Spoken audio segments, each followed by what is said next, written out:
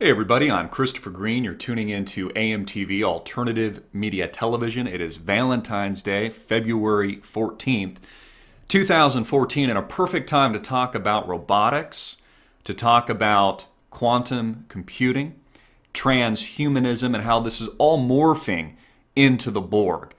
This world created by massive big tech companies like Google, Amazon, Apple, and others that are working on the integration of man with machine, which will ultimately achieve a singularity, according to the most brilliant minds on the planet today, by an estimated 2035. We are not far off, folks. By the year 2035, the most brilliant minds on the planet, those that work in academia, places like MIT, and those that are in the field and the private side of developing these machines say that within your lifetime, more than likely, we will achieve a singularity with man and machine that will open up the realm of possibility and also man's potential downfall, depending on how you look at it, depending on how you view transhumanism and the concept of immortality and uploading your brain into a virtual computer so you can live in a hologram. People like Ray Kurzweil, that I'll talk about in a moment, who take hundreds of pills a day and also are fed intravenously on a weekly basis nutrients into their body so that they can increase their chances of living to when we reach singularity. There's an excellent article in Time magazine. I encourage you to read it. That was released this February that says it promises to solve some of humanity's most complex problems. It's backed by Jeff Bezos, founder of Amazon, NASA, and the CIA. Each one costs $10 million and operates at 459 degrees below zero. And nobody knows how it actually works. Very provocative. They call it the infinity machine, quantum computing. So what is quantum computing? It sounds fancy. Well, again, I encourage you to read this article, and I'll read you a tidbit here. It says, for years, astronomers have believed that the coldest place in the universe is a massive gas cloud 5,000 light years from Earth called the Boomerang Nebula, where the temperature hovers at around negative 458 degrees Fahrenheit, just a whisker above absolute zero. But as it turns out, the scientists have been off by about 5,000 light years. The coldest place in the universe is actually in a small city directly east of Vancouver called Burnaby. Burnaby is the headquarters of a computer firm called D-Wave. Its flagship product, the D-Wave 2, which hosts this infinity machine, which hosts this quantum computer, of which there are 5 in existence, is a black box 10 feet high.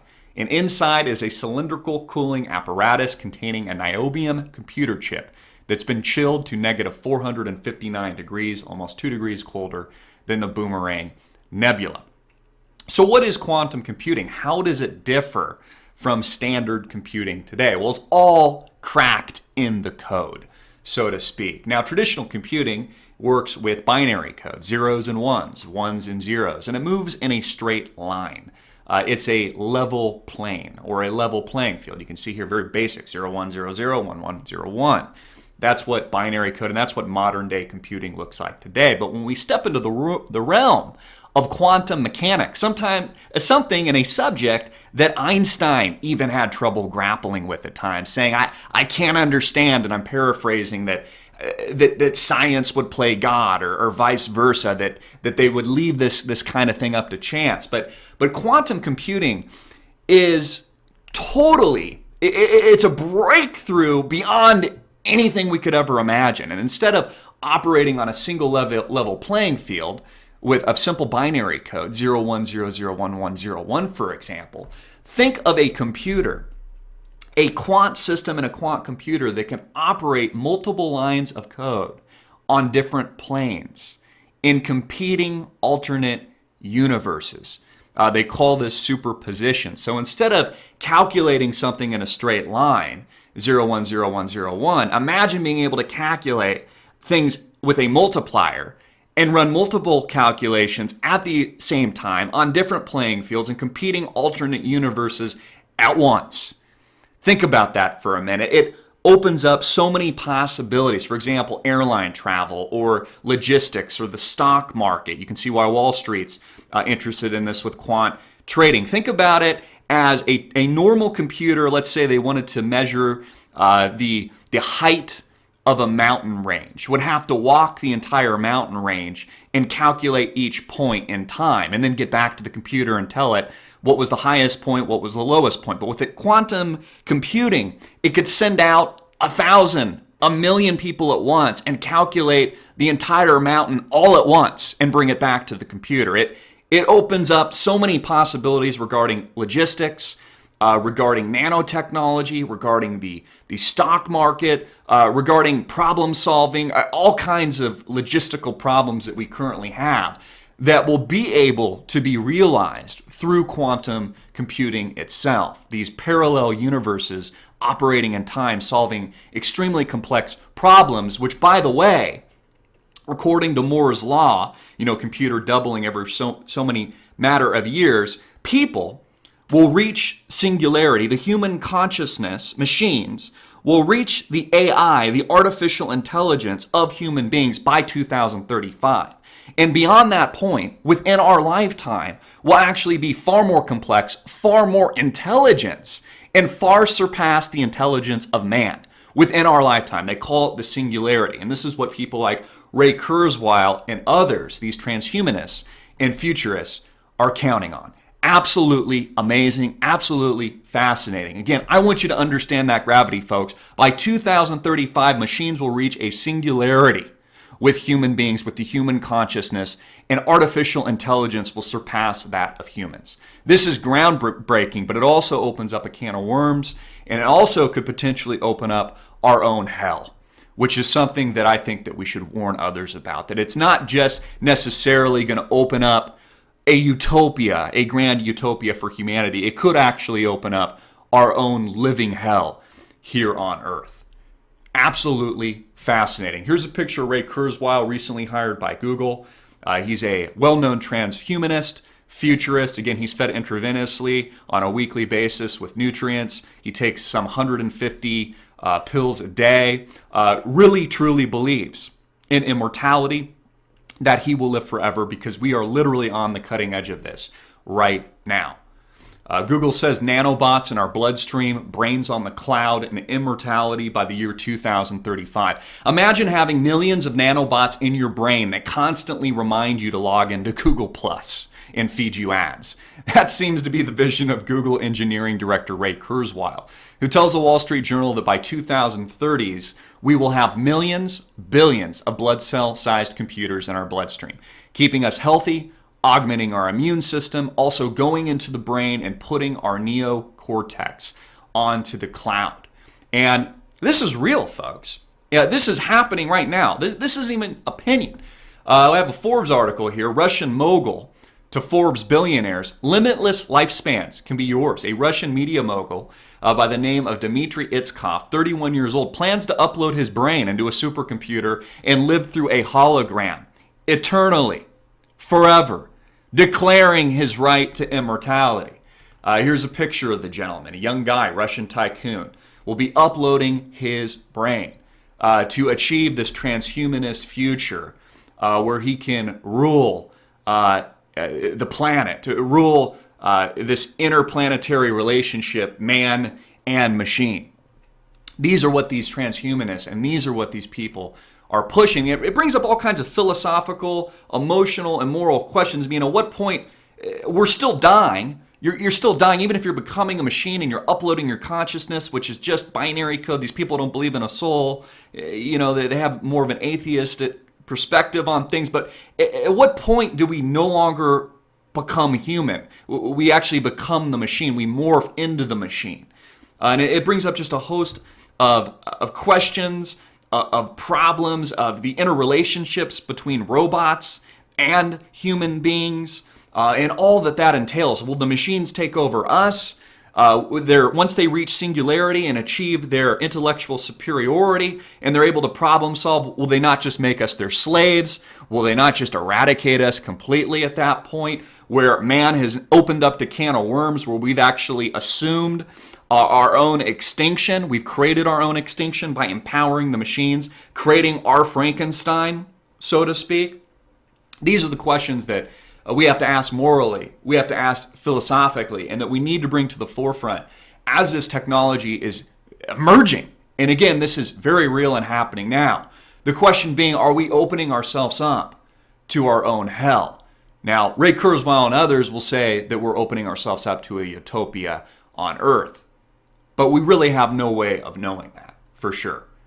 Some very provocative photos here of a cyborg android woman robot. I thought was just an interesting picture. Of course, here we have the movie I, Robot with famed actor Will Smith. More provocative images where, again, the machines become alive and are integrated within our environment and our own humanity. The possibility of that, what that means for human beings and robot. Of course, Google Glass, and now this is becoming cool, and this is how they sell it to you. This is how the new age people sell it to you. It's all cool now. It's all a fashion statement. It's like you're on the catwalk, Google Glass.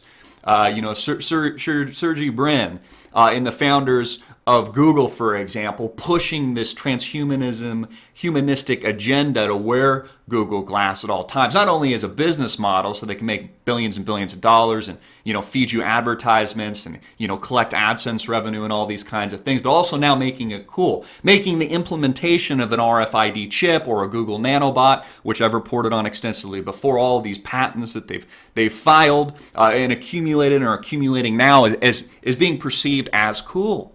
I mean, check out these frames that you can get now. You can get them introducing the titanium collection. Isn't this beautiful, beautiful women wearing and merging with machine, merging with Google Glass, merging with the technology itself? I feel like I'm looking at an advertisement for Nike right now. Become a glass explorer. Become the machine, looking for bold, creative individuals who want to help shape the future of glass. This is where it's all headed, folks. A merger of man with machine, achieving the singularity, machines achieving that singularity by 2035. Nanobots not only would be integrated Google nanobots, so it could act as your key store, so it would unlock your passwords to your, let's say, your Apple iPhone or your Google Plus accounts or your Google accounts, or help open up your door or start your car, adjust those kinds of things, monitor internally your body for cancer. They call this bionics, so biologically, if you're off or you're running high blood pressure, it could impregnate chemicals into your bloodstream immediately to cure you from disease, again, to achieve this immortality.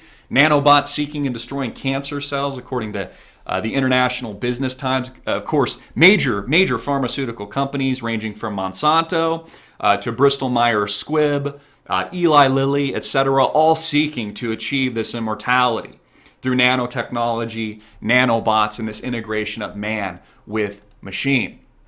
I've done several amazing pieces on this. Shocking Google nanobot RFID chips to live inside you. Nanotechnology 2013, Google nanobots to Borg. We all become the Borg. We all become a part of the AI, the artificial reality. We become Google. Google is the Borg. The Borg is government. Google is government today. Google's new sugar sensing contact lenses not only will check in with diabetics and tell them and deliver when they need insulin through the nanobots that live inside you, but you can also have X-ray vision. You can see like a hawk with these new contact lenses. Google, of course, has a patent on all of this. You can find this at discoverynews.com. We also have artificial body parts now. They call this, again, bionics. Artificial eyes will give the blind eyes to see. Again, merging with machine. But when do we become the machine and we're no longer human? We no longer have our humanity. Are we not creating a living Matrix-style hell that we can never get out of, where we live in perpetuity and maybe become a slave of the machines itself? We have cochlear implants. I know people with these. It's amazing technology where people that can't hear have implanted devices in their cochlea that has to be surgically implanted. Then there's a receptor that collects sound. You wear a little device for power on your belt or in your pocket. It allows you to hear. Again, we have sight. We have hearing. We have the artificial heart. Now, of course, in bionics today, everything's made of materials like plastics and things that they're making these with. But with the future of bionics and technology, they will be able to harvest this biologically from your own cells. You're seeing this with your children now, where you're able to store their stem cells when they're born so that you can have the blood cells readily available, the DNA, the code, the matrix, the algorithm, this quantum computing world operating in parallel universes in different times, time and space. Again, things Einstein even questioned himself, one of the most brilliant minds on the planet, will be moving away from these plastic-sized type materials into a world where we're able to create our own biological kidneys, lungs, heart, eyes, and we'll move away from the plastics, etc. Again, sight, hearing, organ transplants.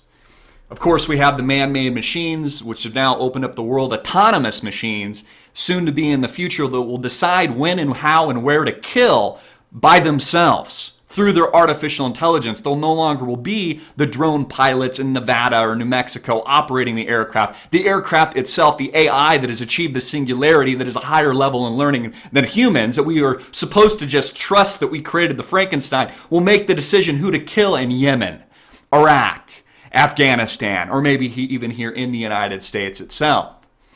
We also have these micro machines, insect-sized spy drone robots that have been revealed and unveiled, and that I've spoken of extensively, that are monitoring you through the Big Brother system that is the NSA today and the wiretapping of our cell phones, etc. Imagine a swarm of these entering enemy territory, or perhaps just monitoring you here at home in Washington, D.C., or inside your home, because somebody wants to know what you're doing, wants to spy on you, wants to do some surveillance.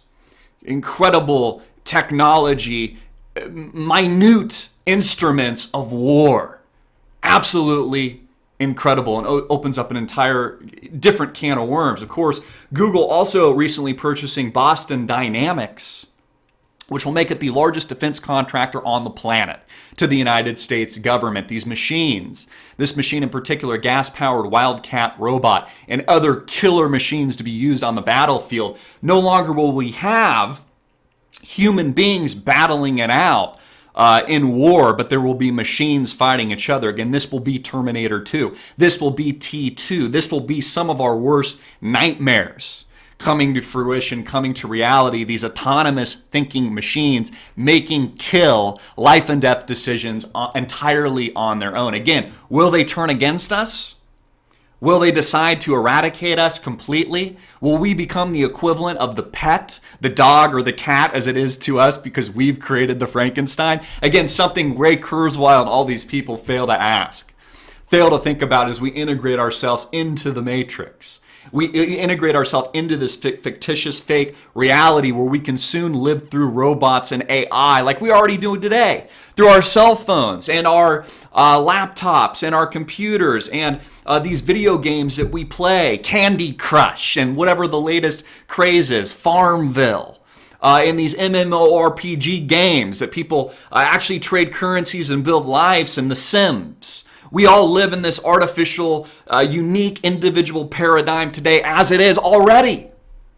But nobody asks these fundamental questions of what it means to be alive, what it means, what our humanity means. Again, are we creating our own hell as we are hooked up to these machines? Are we creating our own hell on earth? Could we live into perpetuity in our own hell, subservient to the technology and the AI that we've created, this all-knowing being, this all-knowing Borg? Is this the reality of where we are headed, or are we opening ourselves up? Is it possible? And of course, anything is possible. Is it possible that we're opening ourselves up to the ultimate utopia, where machines free us and free human beings to experience everything that they were meant to be? To achieve a sense of immortality, to achieve a sense of true transhumanism, to achieve a better future and to be able to solve complex problems, to rid the world of cancer and ailments and pollution and and create world peace. Could that be what we're on the cusp of? Again, two diametrically opposed ideas. Or is the reality maybe it's somewhere in the middle between hell and heaven? Not necessarily black or white, but gray. These are amazing questions, folks. When do we become the machine? When do we lose our humanity? You know, is this the new thinking man? This picture here? Instead of a fist on his chin thinking, is this the thinking man? Once we achieve singularity through quantum mechanics and quantum computing and this new technology? When do they install the RFID chip? I've talked about this extensively. Here is a YouTube video showing a gentleman taking the chip, taking it right into his right hand so that he can open his car door, his home. It can act as his key fob. Again, they'll be injecting these nanobots, thousands of which can fit on a strand of human hair, of which Google has the patent and technology now. This is where it's all headed. What you're watching right now is actually old school. This is old school technology compared to the nanotechnology that they have right now. Will you take the chip? Is this the mark of the beast, as the Christian faith has warned? Or is this just the advancement of man, the advancement of technology, the advancement of this transhumanistic world, this new utopia that, according to Ray Kurzweil and others, will open up human beings, will open up the world, and will just open up the planet in general into a higher learning, a higher state of being, a higher humanity? Or are we ending our humanity? Are we ending our own lives? Are we becoming the machine? Are we becoming the Borg? Are we losing ourselves to our own creation, to the Frankenstein that could potentially be quantum computing, the singularity, the merger of man versus machine, and ultimately machine's takeover of humanity, which will be far superior in intellect, problem solving, and maybe even reason in the future, taking our jobs. We see this in manufacturing, with car manufacturing, General Motors, all across the planet. We see this leading in countries like Japan, which hold the pinnacle of robotics. Are we just not creating, again, our own hell? I'm Christopher Green. I want to hear from you. Click the link below to support our sponsor. Get this video out. Make it viral.